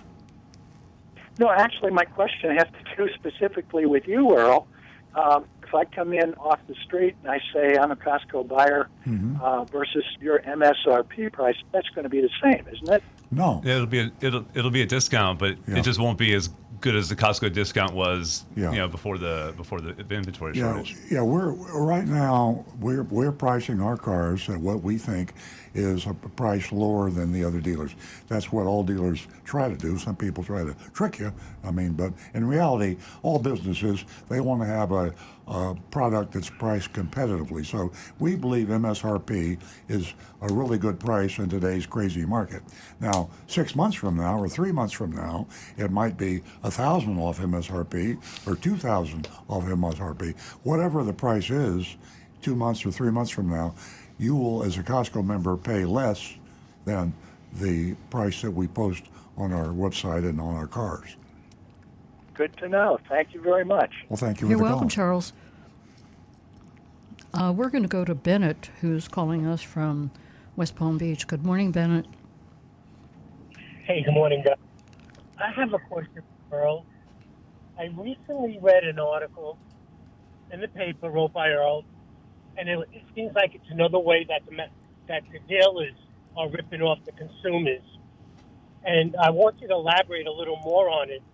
It's about getting the warranty correctly on the vehicle when you purchase it or when it came in to the dealer.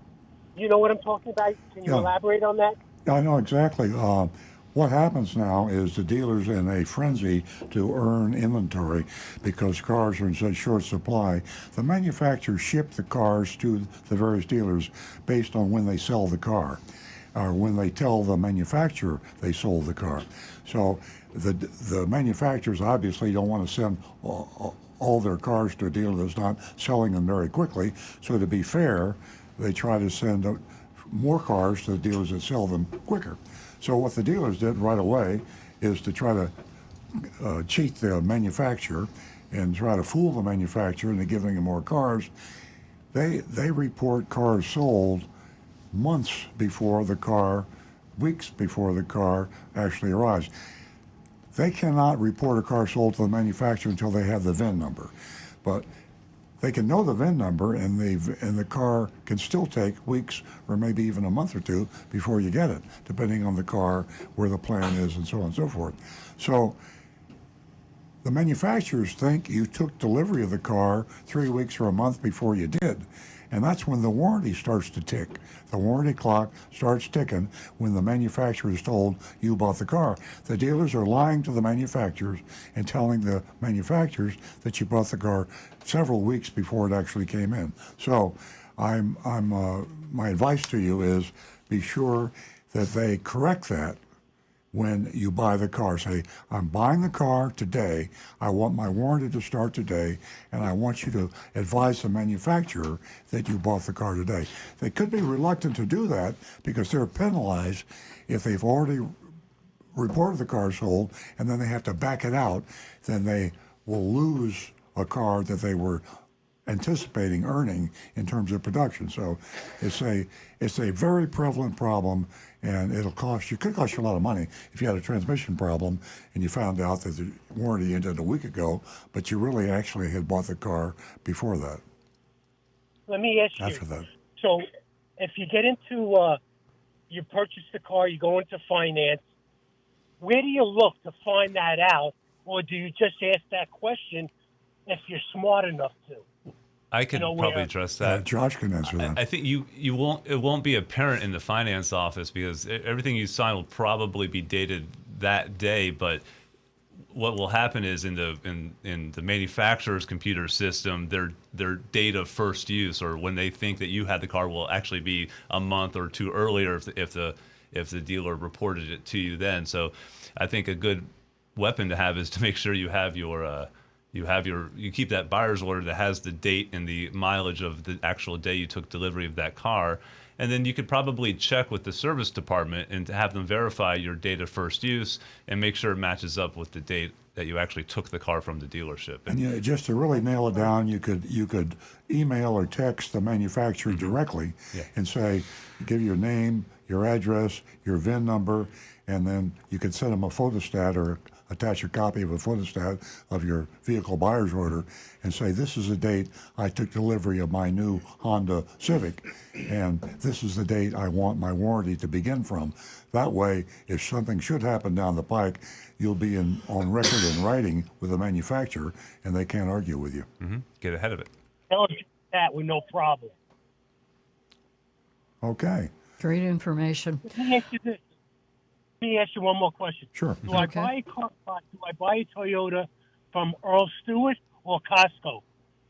Well, you're buying it from Earl Stewart, but we're an approved Costco member, and the Costco auto membership problem, actually, they have a separate company. Costco has a separate company they go through, but it's legitimate.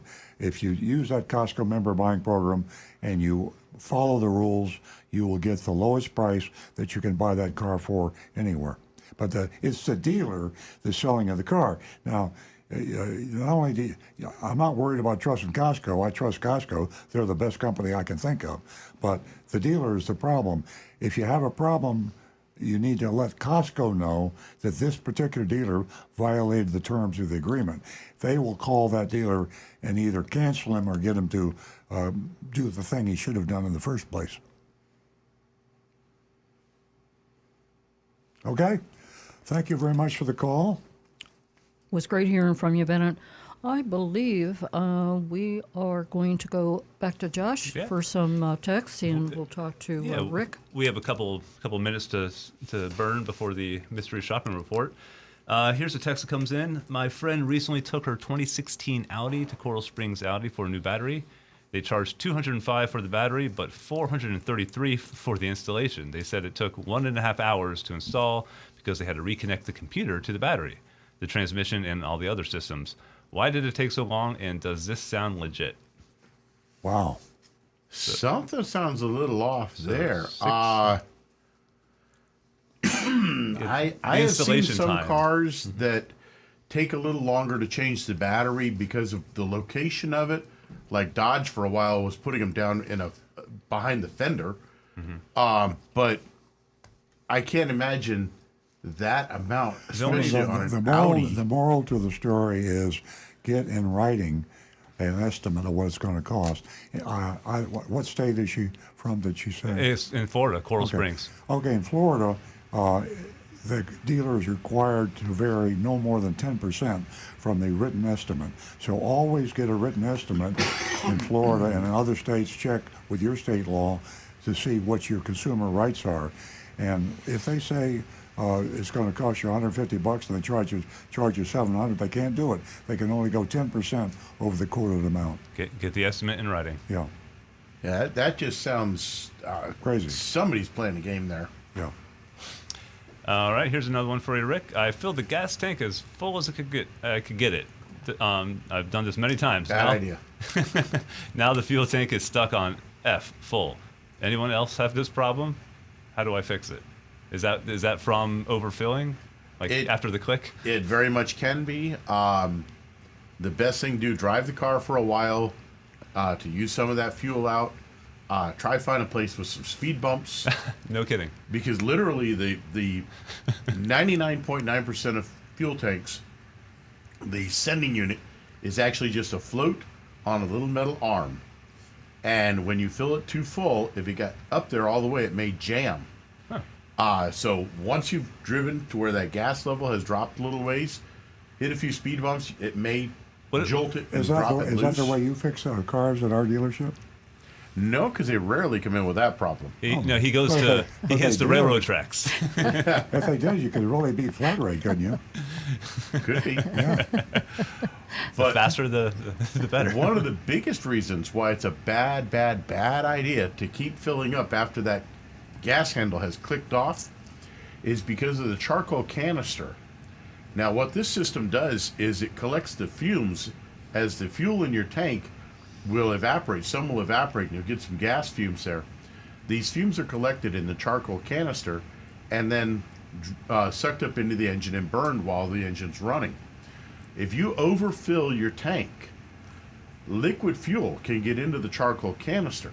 That doesn't sound good. And that liquid fuel then can be sucked up into the engine, but because it's not coming in through the injectors, it can make your engine run horrible for a while, and it can also destroy that catalytic or the charcoal canister. And your evap system is government required that it be on your vehicle and operating properly. So if you damage it by running all that extra fuel in there, you have just cost yourself maybe a couple $1,000s in repairs. Yikes. All right, you heard it here, folks. Don't overfill your tank. Boy, oh boy. Rick Okay. is filled with information. I used to do that, by the way. Rick got me on the straight and narrow. I don't do that anymore. When it hits that first click that it shuts off, stop there. There you go. We're going to the mystery shopping report, and I want to let all of you know it's very important that we hear from you. We'd love for you to grade this mystery shopping report from Bremen Honda of Palm Beach. You can log in your grade at 772-497-6530. So take advantage of that. Be part of the show. As I always say, you are a very important part of the show. Now, back to the recovering car dealer. Okay, here we go. We've been on a used car kick for the last couple of weeks, Mr. Shopwise. Agent Lightning, the world's greatest mystery shopper, paid a visit to CarMax and Off Lease Only, two of the biggest used car operations in South Florida. This week, we're back with a new car shop of Bremen Honda in beautiful Green Acres, Florida. Da-dun-da-dun-dun. Da-da-da. I never knew. Most folks in our area are well aware, that's near Lake Worth, Florida, by the way, now Lake Worth Beach. Most folks in our area are well aware of the Bremen Auto Group.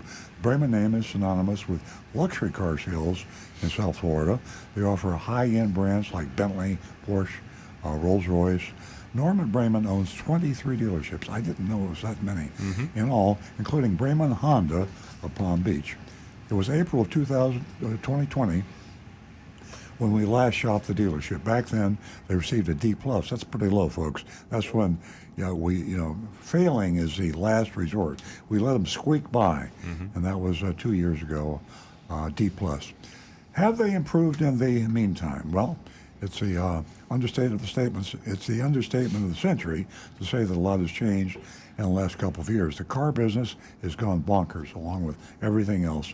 Upside down business, this whole COVID thing, Ukraine thing, you name it, monkeypox. I mean, everything is going on. With astronomical markups now commonplace, we sent Agent Lightning to Bremen Honda Palm Beach to see how they're behaving in this treacherous seller's market. Never been more of a seller's market.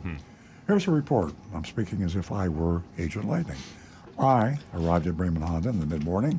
I was greeted by Pedro, who asked, "What brings you in today, Mommy?" What is that? Can you believe that? I mean, you wonder why we have Nancy here as a female advocate? I mean, what would I say if I walked in and I'm buying something? They said, "Hi, Daddy." I say, "What the hell are you talking about?"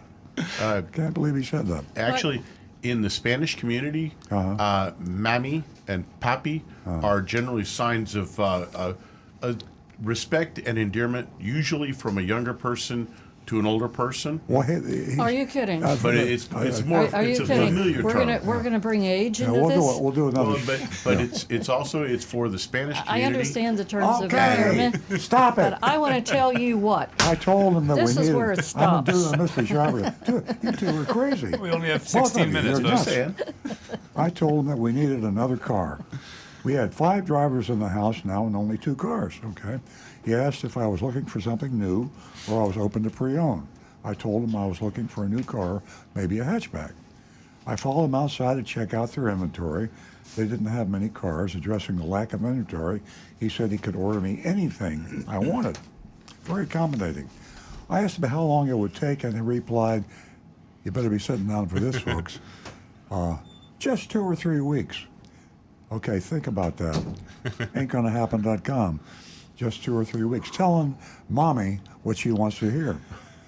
I told him I was in a pinch and I needed something sooner. He then asked if I was trading in a car. I replied that I already told him we needed an additional car for the house. He kept pushing me to trade in my car. That's what I said earlier in the show, too. Boy, the dealers are short of used cars. Saying they would give me top dollar. I told him no. Again, and we continued on. After walking around the nearly empty lot, he took me to the service area where 2 new cars were sitting. He pointed at a beautiful SUV and said, "This one's available." I took a closer look. It was a 2022 Honda Passport Elite. The window sticker showed an MSRP of $50,808.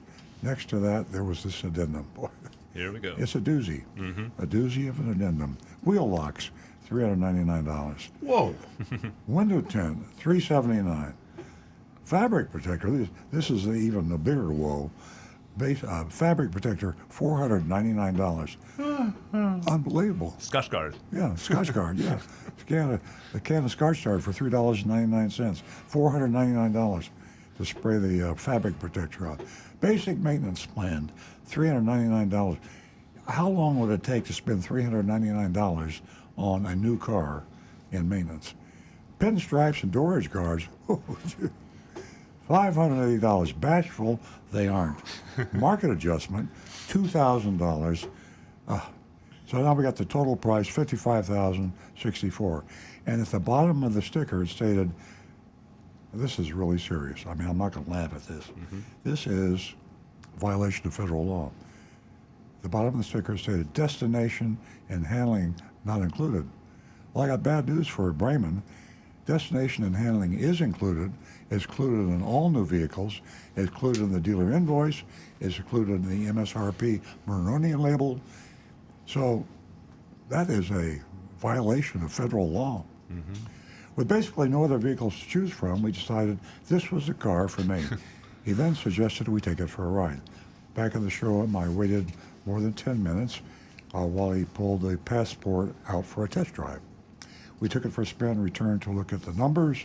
Again, Pedro asked me if I was sure I didn't want to trade something in. Annoyed, I snapped back, "Sure, I'll sell you my car, and I'll just have one vehicle for 5 licensed drivers." I think she's irritated at Pedro. I think he got to her there. Yeah. "No, thanks," he laughed, and nothing fazed Pedro. Yeah. He laughed it off and said he was only joking. He left me sitting at a table while we went to find the sales manager for pricing. What have we been doing? All these now they get to the sales manager. The games begin. Pedro returned with a worksheet. Top line showed $52,808. Below that, they added $2,256 for accessories. This adds up exactly to the $55,604 total price I saw on the addendum sticker. But they weren't done there. Here we go. Below the accessories, they added $399 for electronic filing fee. That's a hidden fee. That's a dealer profit. It's not a tag or registration thing. It's phony. $998 for dealer services. Phony, hidden fee. $995 for, you guessed it, destination handling. Violation of federal law. Ooh. That's a doozy. It's a doozy, yeah. With all junk fees and accessories, they were $6,648 over MSRP. And we're talking Bremen Honda in Green Acres, Lake Worth Beach, South Florida. Bremen Honda. I told Pedro I was obviously not going to pay all those fees, and he asked what I would be willing to pay for the vehicle. My reply was MSRP. He said he didn't see that happening, but he was on my side, and he would see what he could do. He returned about 8 minutes later with a revised worksheet. They lowered the accessories to $1,079, about $1,200 less than the original sheet. All the other junk fees, including the destination handling, were still there. I told him I needed to talk things over, but I highly doubt we'll be back with all the add-on fees and bogus markups. I especially don't like the double dipping on the destination charge. I walked outside, pretended to make a call, and left. Well, folks, that's it. We have pictures of the Maroni, of the addendum label, of the worksheet. There it is on the addendum at the very bottom. Destination and handling not included. It's the chutzpah to put a violation of federal law like on each car. Yeah, it's absolutely egregious. I mean, for Bremen, I mean he's an important guy. I mean, he used to own the Philadelphia Eagles. Yeah. I'm looking at the addendum sticker. It shows MSRP $50,808, then has all the accessories added. and then comes down to 55,064. Then when you come down to their buyer sheet, it says sales price is 52,808. Where'd that extra $2,000 Well, come from? that's they added the market adjustment of 2,000, the last item on okay. that. All right. So they included that, and then they added those accessories again. They want to make sure you knew exactly what you were being overcharged for. Yeah. So the bottom line is that no one can ever figure out the rationale to any of this, and it's just a way of smoke and mirrors to confuse the buyer. And of course, Agent Lightning is definitely not confusable. You can't confuse her. Nothing gets by her. And so, but people do. People do get confused, and they assume it's in writing. And Pedro probably has an honest look about him. Most salespeople do. I mean, if you look like a crook, you're not going to make a very good salespeople person, because you're not going to get hired in the first place. And if you get hired, you won't sell any cars. So you have to look honest.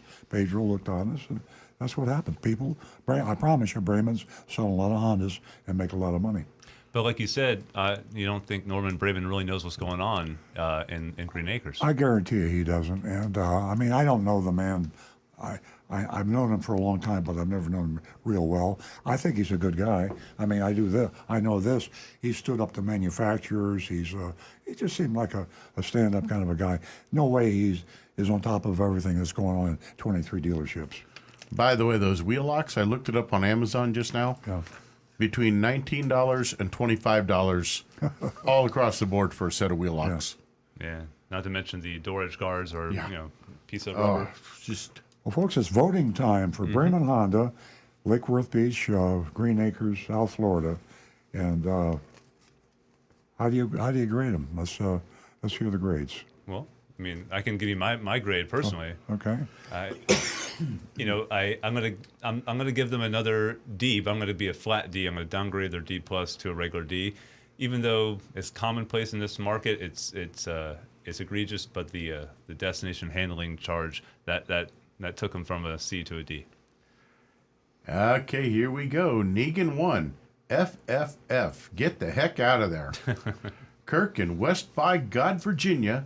Bremen equals full of bull. Solid F. Joseph Kelleher, F. Run for the exits. Vincent G, F. Tommy Cash, F. Bring back up the smiley face. Let's see here. Get back to, okay, here we go. Guy Larrabee, hope the FTC clamps down on these types of practices. A big fat F. Mark Anderson, Mark from St. Louis, F ain't happening, Daddy-O. Tom Seckel, F for Mr. Haney and Green Acres Honda pressure on trade-in and violating laws by double charging destination. Wayne Veit, huge F. Tim Gilliland, the biggest F ever. Brian Sidlatko, I'll be kind and give them an F+. Mark Ryan, F. Cram 1624, F. When you're violated, leave. I'm going to go with the crowd here, and I'm going to say that's an F right around yeah. Well, I think Norman Bremen is really out of touch. And does everyone realize that it costs more than what the average American makes in a year to purchase a car? I mean, the average American isn't making this much a year. And Rick, you talked about Amazon. Let's talk about Amazon. Let's talk about the pinstripes, the fabric protector. I mean, I checked that out this morning on the fabric protector. You can pay anywhere from $10 to $69.95 on Amazon. Same with the pinstripes. I mean, if you're interested in enhancing your curves on your vehicle, it's all just totally ridiculous, and it certainly isn't necessary. Really isn't necessary. This double dipping, I don't know what to say. I don't know if there's a grade that I can give it. I think I'm going to leave. No, I'll grade. I'll grade Bremen. Bremen Honda Palm Beach, you get a F from me. Any more? Oh, I got a bunch from the texting world. Bob, F for Bremen. What a joke. We got another one here. F right out of the gate. The greeting and first impression was unprofessional and unacceptable. A Big F, if my car was on fire in front of Bremen, I wouldn't go in there to get a bucket of water, and their service department are bigger crooks. Yikes. Anne Marie, she says, I've drove Hondas for 25 years. Then they lied to me when I went in for another Honda. I walked out and bought a Camry. Jonathan Wellington, all the scammers deserve an F. This one is no exception. And Frank says, I'm in a generous mood. F. So I think the consensus, I feel like the world's biggest softie for being a D. So I'm going to go down to a D minus just to maintain a little bit of integrity and a little bit of credibility here. So yeah, I'm going to give them an F. If we don't fail Bremen Honda, we'll never fail anybody, and they are the worst. I mean, you got Ed Morris Honda, you got Delray Honda in this area. Don't go into Bremen Honda. We'll go back. We're going back to Bremen Honda. I think if we somehow get word to Bremen, he would clean up his act there. I just know he just doesn't know what's going on. Can he be that out of touch? I mean, I know he has 23 stores, but please, there has to be someone who's been put into place. Most car dealers are out of touch. Who can oversee all of this craziness. They don't. You can't personalize it. It's just the business. But he's ultimately responsible. The buck stops with him, but he doesn't know what's going on. Why would he? He doesn't need the money. He doesn't have to lie to people to sell vehicles. So, if he finds out, he'll clean it up for a while. Yeah, I believe that. But there's no enforcement. So why is Ashley Moody, the Florida Attorney General, allow this to happen? And it's because it's like the speeders on I-95. When everybody's doing 100 miles an hour, what good's it going to do to give one ticket to a guy? It's not going to do any good. So, Exactly. we'll take him off the recommended list, and I'm going to send a copy of this report to Ashley Moody just for fun, just so I can talk about it when she ignores me. Because I think it's a great idea. I know she won't respond, but I'm going to send it to her and say, this is the kind of stuff that you're allowing to go on in the state of Florida. I think she knows a little more than we give her credit for, and we give her an excuse all the time. Yeah. And Ashley Moody, if you're listening by now, if you haven't, you should. Ladies and gentlemen, thank you so much for tuning in to Earl Stewart on Cars. We enjoyed your company, and we hope you enjoyed the show. Stay tuned next week, same time, 8 a.m. We'll be right here. Have a wonderful weekend.